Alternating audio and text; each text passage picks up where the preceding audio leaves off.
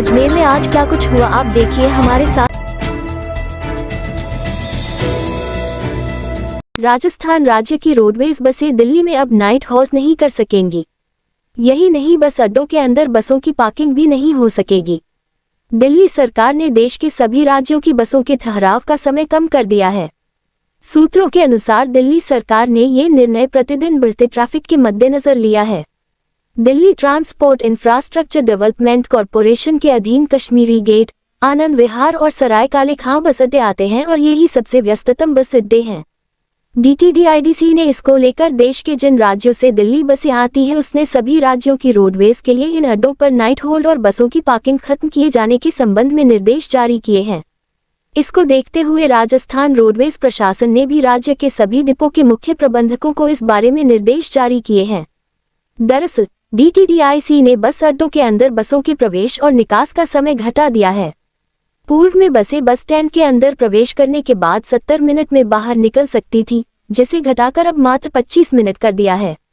हालांकि अब रोडवेज प्रशासन DTDIC को इस बारे में पत्र लिख रहा है कि नाइट हॉल्ट और पार्किंग की सुविधा को पुनः बहाल किया जाए। वहीं दूसरी ओर अजमेर डिपो के मुख्य प्रबंधक महेंद्र सिंह गोठियाना के अनुसार डिपो की 5 बसें रोजाना दिल्ली तक संचालित होती हैं, इनमें से सिर्फ एक अनुबंधित बस ही नाइट स्टे करती है, जबकि शेष बसें दिल्ली पहुंचने के थोड़ी देर बाद वापस रवाना हो जाती हैं। शारदीय नवरात्रि गुरुवार से प्रारंभ हुए। इस अवसर पर आज से 9 दिवस तक शक्ति स्वरूपा मां भगवती की पूजा का सिलसिला प्रारंभ हुआ, जो 9 दिवस तक चलेगा। शारदीय नवरात्र की अष्टमी और महानवमी 11 अक्टूबर को मनाई जाएगी। विजयादशमी 12 अक्टूबर को होगी।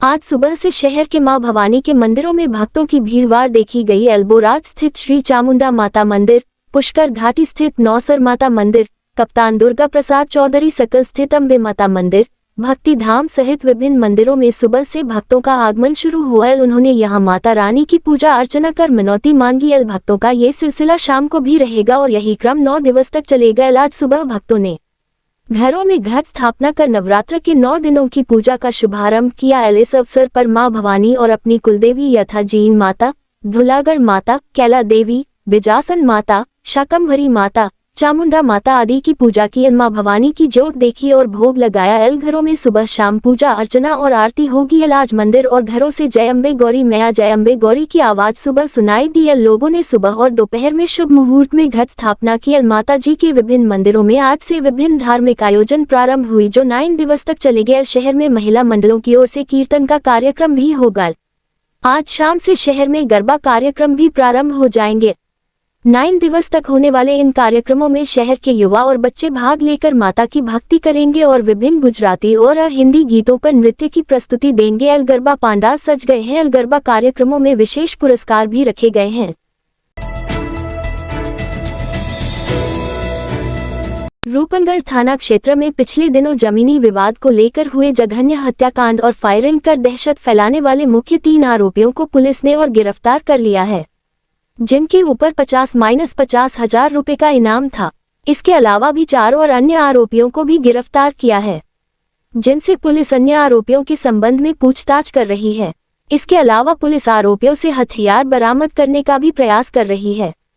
पुलिस अधीक्षक वंदिता राणा ने आरोपियों के संबंध में जानकारी देते हुए बताया कि गिरफ्तार आरोपियों में राजवीर सिंह उर्फ फौजी और पुखराज व नरेश है। तीनों पर 50 हजार रुपए का इनाम था। इसके अलावा 4 आरोपी विकास, दीपेंद्र, विजेंद्र और रामनिवास है। पुलिस सभी आरोपियों से गहनता से पूछा करने में जुटी हुई है। इस रात की सुबह नहीं होती जब तक हाथ में उसकी गर्माहट नहीं होती। चाय का प्याला, अखबार साथ पुराना है, मिट्टी से जोड़ता है। खबरों की खुशबू से सारा घर महकता है। हर रंग में ढला कहानियों से किस्सों तक ले जाता है बेरोक टोक। देश के हर हिस्से तक ये हकीकत का आईना है, ख्वाबों को सच करके दिखाता है। दैनिक नवज्योति, आपके लिए, आपके साथ। ये थे आज के मुख्य समाचार। विस्तार से जानने के लिए पढ़ते रहिए दैनिक नवज्योति। दैनिक नवज्योति के YouTube चैनल को सब्सक्राइब करें और ताज़ा अपडेट के लिए बेल आइकॉन दबाएं।